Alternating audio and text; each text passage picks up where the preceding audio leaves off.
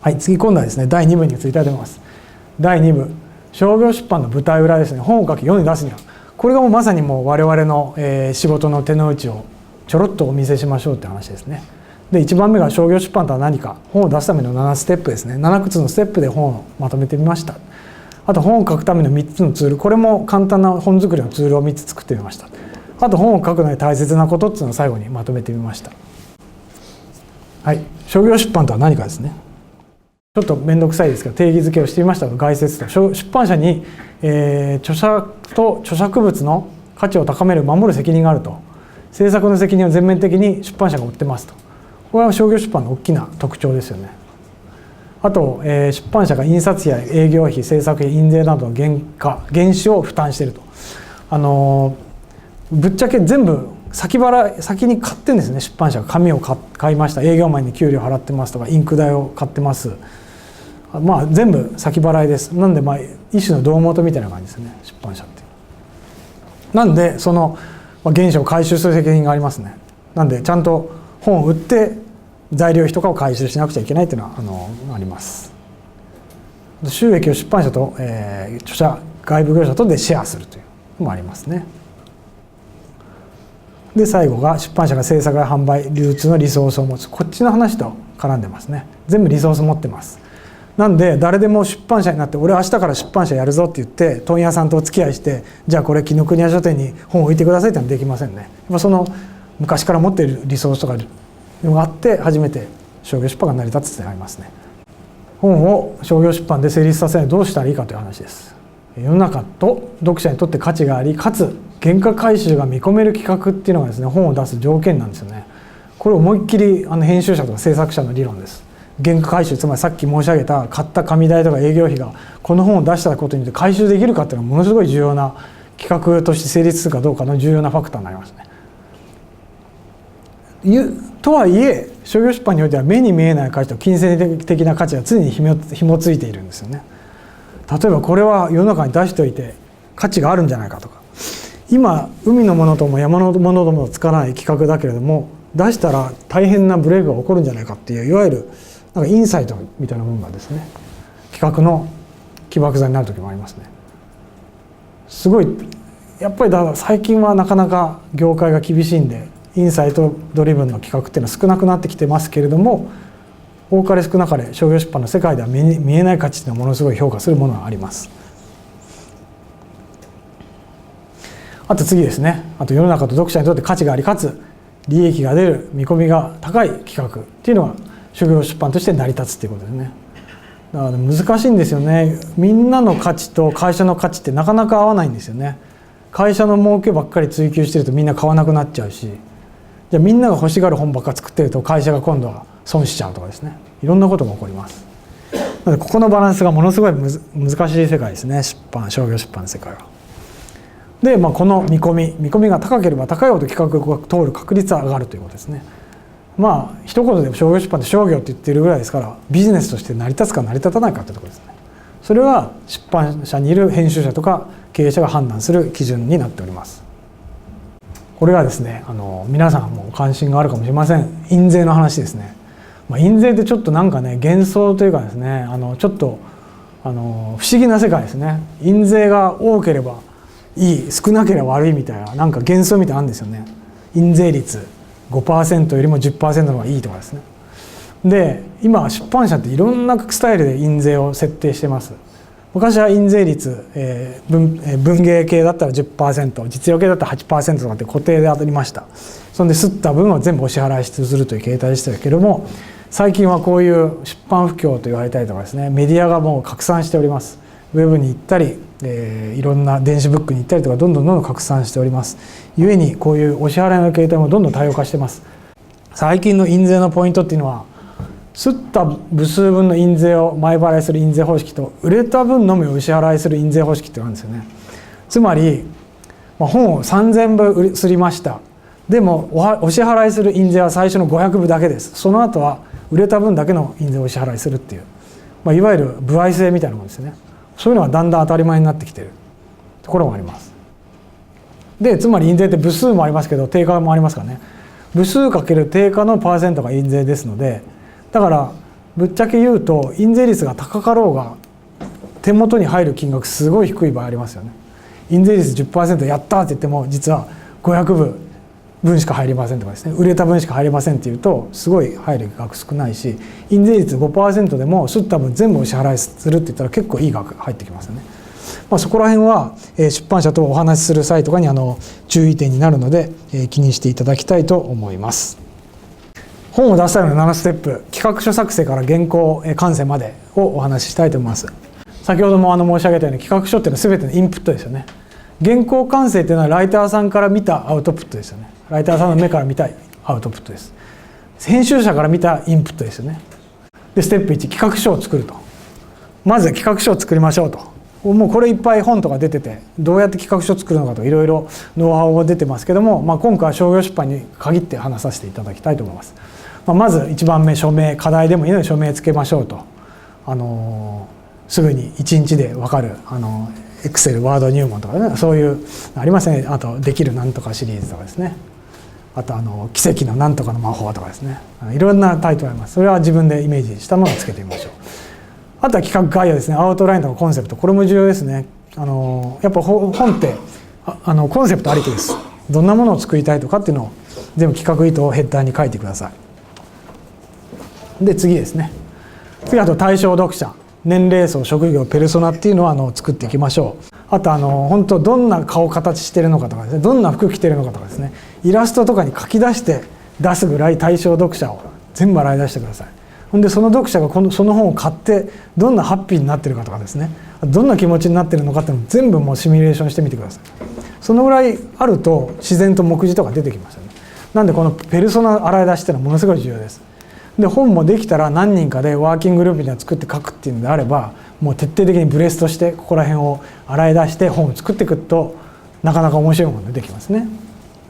あと次、これ競合書籍ですよね。内容とかコンセプトとか視点が近くて、あと過去に売れた実績のある書籍名を列挙しましょうと。これは今Amazonなんかあるんですごい類書を探しやすいですよね。例えばそうだな、実際に自分が作りたい Excel の本だったら Excel の本の競合書をみんな出してみましょうとかですね。あとビジネスのプレゼンの本でしたらプレゼンの本に対する競合書をいっぱい出してみて、僕はこのプレゼンの本 A、B、C、D ってあるんだけど、この中において E っていう本出しますよっていうのが明確になってるとものすごい分かりやすいです。で最後目次案、章立て、その概要、章ごとのおよそのページ数、強調の場合章ごとの担当、執筆担当者を決めていきましょうと。これはもう目次はもう読んでの字のごとく書籍の頭についている目次を書いていきましょうと。それをベースに執筆していきましょうと。でものすごい重要です。これはいわゆる建築でいう図面ですよね。これがしっかりしてないと書いてる時えらい目に遭います。書く人本人が大変になっちゃいます。で次ですね、ステップ1、ポイント。企画書において重要な点は取り上げたいテーマが読者にとってどれだけ価値が高いものか、それを言葉で提示するっていうことですね。だから私が何を書きたいじゃないんですよね。どれだけ読んでる人がお得だかっていうのを PR するのが企画書のヘッダーの部分ですよね。どれだけ得するか幸せになるかということですね。で次ですね、そのテーマの書籍を求める人がどれだけいるかという具体的なデータを収集しましょうと。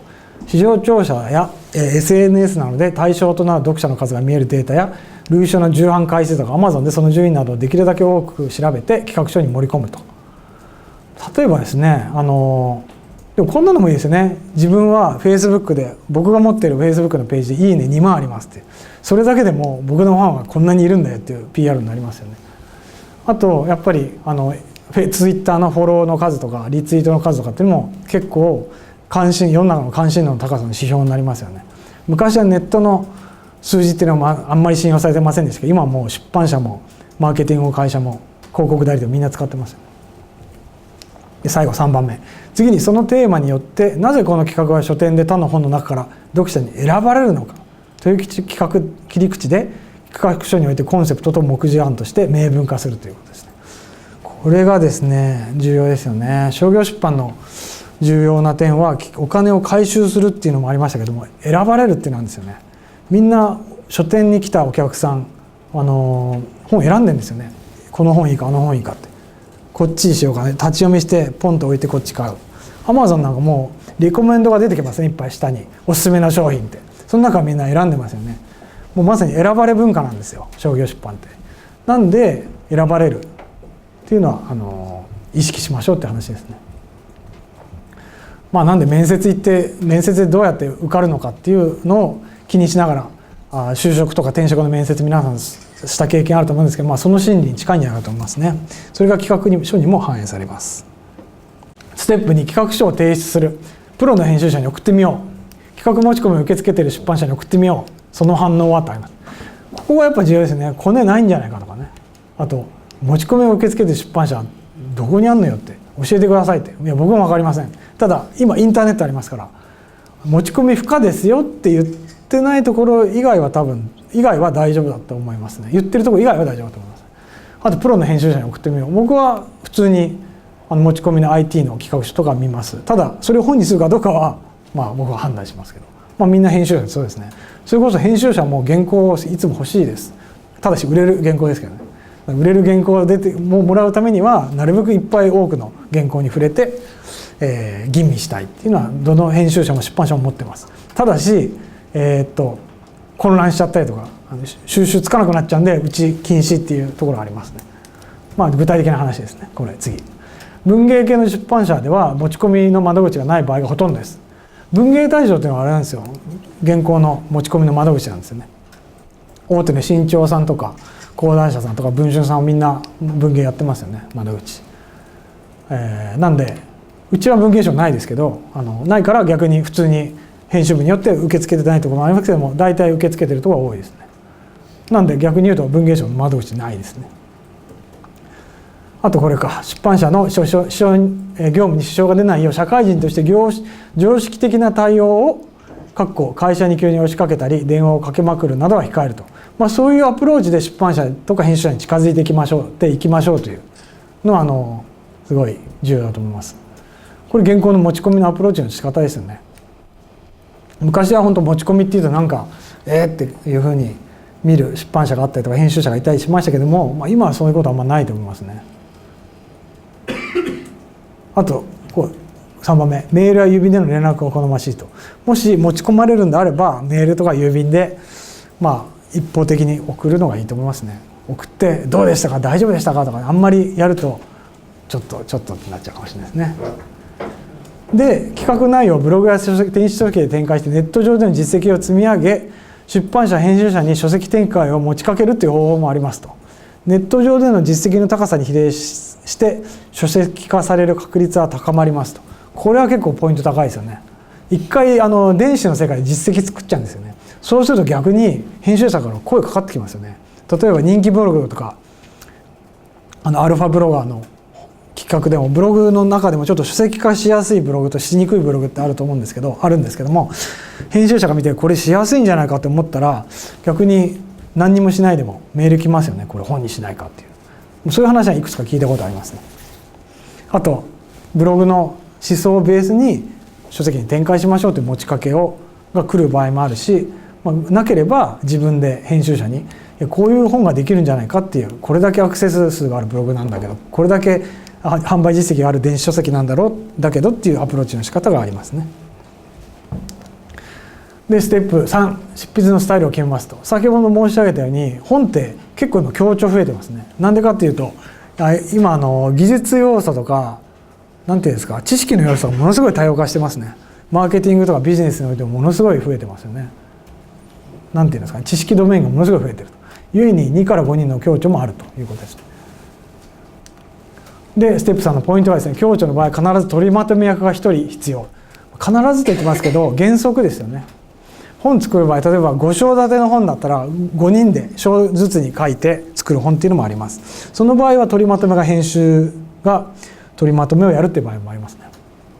取りまとめが原稿の最終的な構成と遂行責任を持って行うと。強調で一つのテーマに向かって本を作る場合はやっぱり一人のアンカーっていうんですね、取りまとめ役がいて、構成とかをやるっていうのはすごい重要ですね。一冊の本にまとめていく、その上で編集者がまとめていくという話ですね。それが一番いいと思います。あとクラウド環境、最近クラウド環境で本を書く方いらっしゃいますね。特に技術者さんとか多いですね。あとドロップボックスとかね、あとなんでしょうね、あとシュガーシンクとかいろいろクラウドの環境あります。そういうのは今執筆の環境としてよく使われてますよね。そこで書く場合って結構いろんなトラブル起こりうるんですよ。なんでかっていうと、いろんな人がリアルタイムでどんどん更新してるんで、執筆方針とか構成とか遂行の方針がバラバラになっちゃうことがありますね。なんでクラウド環境で書く人ほどものすごいこの用語はどう使いましょうとか、どういうふうにみんなに直していきましょうっていう、そういう管理をしっかりしていかないとぐしゃぐしゃになっちゃいますね。あとね、クラウドで書く人って結構ね PC の上でね画面で構成をしちゃったりとかね、あと遂行しちゃったりする場合があるんですよね。なんかどうもクラウドの世界ってネットで閉じてるっていうんですかね。本当はプリントアウトして全部赤字入れて直したの方が一番いいんですけども、そうしない場合があると。なんで PC 上の構成はあんまりやらない方がいいよって話です。で最後時短のために強調するケースもあると。例えば1人で書いて、これ1年かかるんだけども12人だったら1ヶ月で済むんじゃないのかっていう話は通用しないんですよね。結構複数でやると大変だと。こう取りまとめも大変だし大変なんですよ。ここはすごい要注意ですね。あと編集者に収めた後も大変なことがいろいろ起こりますね。12人1人ずつヒアリングして原稿を直しましたとか、そういうことも起こるんで、単純に強調っていうのもそう簡単にはお勧めできないよって話です。次もあります。あとこれですね。ステップ4、執筆時の作業内容を洗い出す。これを6個作業内容ですね。まず1つが執筆してからの作業がいろいろあります。スケジュールの叩き台なんですけども、これを作っていきます。まず1つが調査取材の作業内容ですね。内容が分かれば時間も分かってきますんで、あと文章執筆、これもどのぐらい時間かかるかを測ってきます。次は話しますけど、編集者とスケジューリングするためのこれ叩き台になるんでものすごい重要です。で次、ソースコードや画像など掲載のサンプルの作成、あといろいろサンプルの絵とかですね、自分で描いたイラストとか、あと画像とか写真で自分で撮ってきた写真とか、あと図面とかですね、設計図とか、そういうのは全部サンプルを作って掲載のサンプルとして作成しますと。中にあとイラストレーターさんに依頼する原画もここで作られますね。で図表原稿もそうですね。Excel とかパワポでこういうのを作られる方もいらっしゃいます。で構成もどのぐらい時間かかるか見極めましょう。ページ数とか、あと難易度によってもすごい変わります。構成の時間。遂行も一緒ですね。遂行っていうのはつまり章の前後の並びが正しいかどうかとか、ロジックの矛盾がないかとかですね、そういうところを文字レベルじゃなくて文章とかロジックレベルで測る作業、これものすごい重要です。でこれらが終わって初めて出版社編集者への入稿となります。ものを収めますと。でステップ4のポイント、さまざまな視点で原稿を繰り返し読み込みですよ。読み込みなんですよ。原稿内容を磨き上げるという。原稿もまさに目に見えないんですけども、一種の物体ですからね。磨かれうる物体です。ダイヤモンドとか金とかと一緒かもしれないですね。でこうしたらもっと読者に伝わりやすくなる、より良くなるといったクオリティアップの観点で遂行を繰り返そうと文字直しじゃないです。ここはいいものをより良くするステップです。これは重要ですね。いい作家さんほどここはものすごい時間とコストかけてます。で次ですね、大幅な直しができるのはこの原稿段階のみです。ゲラになってしまうと原稿に対する直しの重要度が極端に低くなるので注意しましょうと。ゲラっていう本のイメージですり上がってきます。もう編集者とのやり取りになると原稿はこのゲラになってすり上がってきます。そうなった場合は結構赤字の直しとかできなくなっちゃうんで、原稿でもう徹底的にもう章の組み替えとか文字の直しとかもうできるだけやりましょうと。編集者も何にも文句も言いませんし、もういくらでもやりたい放題です。なんで原稿段階での作業っていうのは吟味してやってください。で4番、先ほどの繰り返しになりますが、売れる原稿のほとんどは構成とか遂行がしっかりとできているという本なんですね。この2点ができていなくてみんなに受け入れられてベストセラーになりました、いい本だって評価されましたっていう本はあんまないですよね。これはもう実績いっぱいあります。で次もあります。ステップ5、原稿のレビューを考慮すると。で原稿もですね、書いて終わりじゃないんですよ。今度レビューってですね、他社さんの目に回すっていうのはものすごい重要な作業になります。原稿の著者の関係者なのでレビューしてもらい、リライトの参考にし、原稿の精度を上げると。人の意見をこれ原稿に盛り込むっていう作業ですね。あと次が、強調の場合は著者間で原稿を回し読みする。これも一種のレビューですね。5人で書いたら5人で回し読みすると。自分が書いてない自分が書いた原稿を別の著者さんに回すと、別の著者さんの原稿をもらうと、そういう回し読みの作業は重要です。で意見を言い合うと、で赤字とかコメントを入れ合うということですね。あとブログや SNS や外部レビューや下見をしてくれる人を募ることも、これも結構やりますね。本出すときに僕の原稿を、この本は今年の夏に出ますと、レビュアーになってくれたら後書きに名前書いてあげますよとかって言ってレビュアー募る人結構いますよね。で最後に「サンクストゥなんとか」って書くっていう手があります。でいや僕実名嫌だからハンドル名だけ書いてとかってハンドル名だけ書いてあげたりとかっていうふうにしてレビュアーを外から募る場合もございます。あと次、原稿をさまざまな角度から読み、内容の精度やクオリティを上げるためにも原稿のレビューは重要ですと。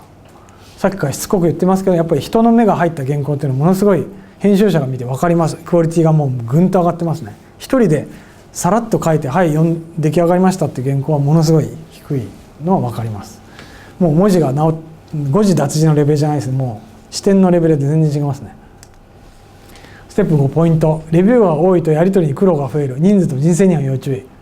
そうなんですよ。多い、これも多ければ多いければいいっていうほどじゃなく、多ければ多いほどいいじゃなくて、人数と人選は要注意なんですね。レビューに値する人を選ばないと大変ですよね。結構次出てきますけども、ちょっと値しない人ってもたまにいるんですよね。あとレビューは意外と読んでくれないものです。誤字や脱字や論点の矛盾は最終的に執筆当事者が責任を持って発見すると。レビューアーに逆に頼りすぎてもやばいと。意外とね読み流されちゃう場合多いんですよ。レビューアーさんってね。赤字とかいっぱいあっても放置してポンって戻ってくる場合とかあって、なんでレビューアーさんあくまでも補助ぐらいの気持ちでお願いするといいと思います。で次、これさっきの話に関連します。レビューは自分の主観と原稿内容との矛盾を指摘したがる傾向があると。これを避けるためにこうしたら読者によってとって原稿がより良くなるのだという視点でレビューをお願いすると。レビューアーさんがですね、自分の思想を原稿に押し付けてくる人いるんですよ。俺の考えとお前の原稿違うぞと。いやそんなこと私はお願いしてないんだということをちゃんと最初に言っとかないと、いやこれはあなたが読者なんじゃなくて読者は別のところにいるんだからっていうのを言わないと、レビューアーさんは俺が読者の代表派っていうふうに思い込んじゃって結構とんちんかんなレビューの内容を返してくる場合もあります。それがまさに人選ですよねとつながってきます。なので適切な人にお願いするのは重要です。で次がレビューアーは自分の仲間だけじゃなくて企画内容に全く関係のない人、例えばプログラミングの書籍を専業主婦がレビューするなど、逆意見の人、アジャイル開発の書籍をウォーターホール主体の開発者がレビューするなど、ちょっと専門用語入っちゃって申し訳ないんですけど、原稿の内容に深みが出て磨きがかかる。例えば僕が作ったプログラミングの本で、Java 言語ってなんで Java の本を作りましたと。こうして専業主婦に5人ぐらいにレビューしてもらった本があったんですね。それはものすごい売れましたよね。プログラミングの本でも2万部以上売れましたね、累計で。結構珍しいですね。僕はその著者さんがなんでこんなことしたんだろうって思ったんですけど、やっぱりどうもこれをやったことによっていい本ができたっていう実績がありました。次参ります。ステップ6、執筆期間を見積もり入稿予定を作成すると。執筆期間はおよそ3ヶ月から1年で、大体このぐらいで見た方がいいと思います。理由があります。これもこの期間の理由があります。あと試し書きをしながら〇〇日で三角文字書けるといった執筆速度を計測しましょうと。これも最終的に編集者とスケジュールを共有する際の重要な叩き台になります。で次、出来上がった予定を編集者と共有しましょうと。この原稿はどのぐらいで上がりますと。じゃあこのぐらいで原稿を読みます。編集者全部組んできます。そんで編集者もじゃあこのぐらいの原稿だったらこのぐらいで本になりそうだとかっていう計画を作っていくんですね。発刊の計画を作っています。それを最終的に印刷所とか、あと経営層と刊行の計画を共有していくような形になってきます。で次ですね、予定変更などが発生しそうな場合、早めに編集者とその現状を共有すると。ここはね重要なんですよ。よく編集者っていうとなんか著者さんにね電話でせっついて「原稿まだですか?」とかっていうなんか編集者と著者さんって敵対関係にあるようなイメージを持たれている方もいらっしゃると思うんですけども、大体そういう状況に陥る時って予定変更などが発生しそうなのに著者さんと編集者とのコミュニケーションが取れてなかったとかですね、そういう時に起こるんですよね。編集者が著者さんにせっつくとか、ああいう修羅場の状況が。じちょっとニヤッとされてる方中に何人かいらっしゃるんですが、多分同業の方でしょうね、きっとね。はい、修羅場が起こります。起こらないようにこういうことをしましょうっていうのが私の提言です。次もあります。ポイントです。単独で単独者で執筆で3年のケースもあったが、 IT 実用書籍によってはごく稀。僕はコンピューターの本をメインで作ってるんですけど、1回だけありましたね。3年前に出した企画書がもう忘れてんだろうと思ったら急に電話かかってきて原稿できましたって言って、なんだろうと思って一生懸命編集したんですけどね、もう内容も半分忘れちゃってるんですけど、でもすごいそれは売れた本でしたね。まあ逆に3年間もその著者さんがものすごい熱い思いを持ってたんでしょうね、きっとね。忘れないでね。だから本としてもいいものができて売れたのかもしれないです。それは勝手に僕は思ってるだけですけど。あとこれですね、執筆期間が長期にわたると書く側は疲弊してしまうので要注意と。これが先ほど申し上げた3ヶ月から1年という話のエビデンスです。長いと執筆開始した時のことを忘れちゃうんですよね。第1章から第10章までって1章のこと10章を書いていく時に忘れちゃうんですよね。そうならないためにも短いのが結構いいと。あと企画の内容も忘れちゃいます。モチベーションも下がっちゃいます。で3番、調査や下準備に時間をかけ数ヶ月で一気に書けるというスタイルが最も好ましいと。下準備に時間をかけてください。であと書くのはもう走ると。一気に走るというイメージでやった方がいいですね。後々苦しみも少ないと思います。執筆時間の確保がネックになりますと。早朝や深夜、通勤時間中、昼休み、土日祝日といった勤務時間以外の時間を確保し執筆を行う。おそらくここにいらっしゃる方の大半が本業を持っていて、書きたいっていう人が大半だと思います。もうそういう人はもう時間の捻出がネックになりますよね。ものすごいストレスになるし、それこそ体壊しちゃうぐらいのことになりかねません。なんでしっかりとモチベーションと目的意識と、あとスケジュール意識と、あと健康管理とかも全部含めてやっていただきたいですね。会社みたく何時に来て何時に終わるとかそういうの何にもないですよ。自己管理しかないです。なんでここはしっかりとやっていただきたいです。で最後ステップ7、執筆を開始し完成原稿を入稿すると。ステップの遂行やステップ6の入稿予定などを考慮しながら原稿を書くと。でステップ1の企画書で、設定した対象読者や目次構成といった設計図に従い、原稿を書き進めると。で執筆とレビューが終わり入稿し、編集者のチェックが終わったら、出版社で大方の発刊日を決めますと。これが最後ですね。でステップ7、執筆を開始、原稿を完成するまでのポイントは何か。もうひたすら書く。もうこれにつけますね。もう企画書目次に従ってとことん書くという、これにつきますね。本を書くための3つのツールですね。これを作ってみました。意外と本ってどうやって書いたらいいんだろうと、さっき言ったテニオアとかね、そういうのももちろん重要ですけども、いろいろどこを気にしていいのかなっていうのが分からない場合もすごいあると。そこでどうやっていくのかっていうのは3つのツールにまとめてみました。まず各テーマを発見すると。与えたいことを発見するワークですでに解説しましたということですね。そして書く内容を整理すると。口実する本の構造とか本文執筆マトリックスを参照してください。あと次、遂行を通して原稿を磨き上げると。口実する5ポイントで OK、 構成遂行マニュアルを参照してくださいと。本の構造から学んでいきましょうと。まず本ってこういう入れ子構造になってるんですよね。例えばこのですね、章ですね、章節項目ってみんなこういう入れ子構造になってます。これは意外とみんな知ってるようで知ってなかったりしますね。この構造で目次を作っていきましょうっていう話です。次です。で本文執筆マトリックスっていうのを作ってみました。これがツールの一つで、まず章の中には章のタイトル、テーマ、あとゴールとなる説があります。で説のタイトル、書きたいテーマ、書き出し、リード文、トピック、事実、トピック1、2、3、クロージングっていうのがあります。でこれが重要ですよね。最初にもう結論言っちゃうんですよね。何が書かれているのかっていうのを語ります。そして、トピック、言いたいこと言っても誰も聞いてくれません。なんで事実をまず述べます。その次にその事実の裏付けを述べます。でその次に最後に言いたいことにですね主張するんですよね。で最後にまとめと結論を書いていくっていうのは本の書き方のベースになってきます。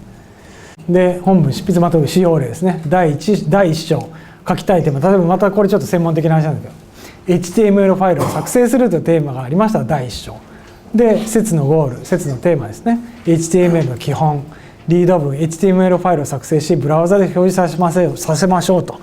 でトピック1、事実として HTML ファイルを作成し保存しましょうと。裏付けとしてブラウザで実際に表示された図を図示すると。例を図示する。トピック3、言いたいこと、ウェブの土台で HTML があると。でまとめ、 HTML ファイルはタグや要素で構成されるページの基本構成を指定しているというふうなことを理論立てて書きましょうということですね。やっぱりこの内容のシーンは読者っていうのは主張を誰も受け入れてくれません。なんで主張を受け入れるためのマインドを開くための構造がこの中に入っているということですね。5ポイントで OK、 構成遂行マニュアルですね。まずこれも 5個のポイントだけで構成と遂行ができますという話です。一つが事実と矛盾に注目して修正しましょうと。これはすごいよく簡単なことのように見えて意外と難しいと。あと2番目、ロジックの矛盾に注目して修正しますと。前後のですね矛盾、すごい矛盾ってやっぱり重要ですね。文章ってものすごい理論的なものですので、数字なんかに近いものですね。数学とかに近いかもしれないですね。でロジックは重要です。で3番目、日本語文法に注目して手庭を修正しましょう。一番最初に言った手庭の話がまた出てきました。日本語文法ですよね。すごい日本語の文法重要です。あと図表と4番目、本文の矛盾に注目して修正しましょうと。これも例えば図表で右を見てくださいって本文で書いてあるんだけど、図の右がなかったりとかね、左しかなかったりとか、そういうのは図はダメ、そういう文章はダメです。あと読み手にとって文章がより良くなることをイメージしながら修正しましょうと。こうやったら読み手はもっと気持ちよく読んでくれるんじゃないかとか、もっといいんじゃないかっていう視点で読むと、書いていくと、修正していくとすごい文章がどんどん良くなってきます。なんで相手の気持ちになって、やるってことですね。で本を書くのに大切な7つのこと。一つ、これも大体ですね。何が大事かと。はじめは本を出して有名になりたい、印税が欲しいという個人的な植物的な欲求でも構いませんと。で文章が、うまくなれば売れるとは限らない。最も重要なのが与えたい内容です。最終点の話と一緒です。与えたい内容です。そして企画とあなたの読者に与えたい気持ちをと受け取ってもらいたい熱意が全てです。これなんですよね。気持ちと熱意ってすごいなんか心の問題じゃない、ちょっと情熱があれば何でもできるんじゃないかっていう感じがしますよね。あと主体性とかね。でも違うんですね。言葉ってロジックなんですね。さっき言ったみたいなね。だから熱意っていう感性とロジックを合体して初めて本ができるんですね。大脳生理学でいうと右脳と左脳みたいな感じですよね。右脳は感性、左脳は文字とか数学を司るのだって、それが合体したものが本ですよね。で熱意と内容と熱意を目次構成化し書き上げ完走することって、それには走り始めることって言ってますね。完走するのは結構大変なんですよ。企画倒れとかですね、途中でこけてしまったりとかいろんなことがあります。やっぱり走り始めることと完走することすごい重要です。で編集者の仕事は作り手の主体性の支援です。著者と編集者との協業で本は作られます。ランニングに例えると伴走者ですよね。編集者は横で一緒に走ってます。逆に言うと編集者は走っちゃいけないんですよね。メダルも取っちゃいけないんですよ。メダル取るのは著者さんなんですよね。逆にだから編集者はもう横で走るしかないということです。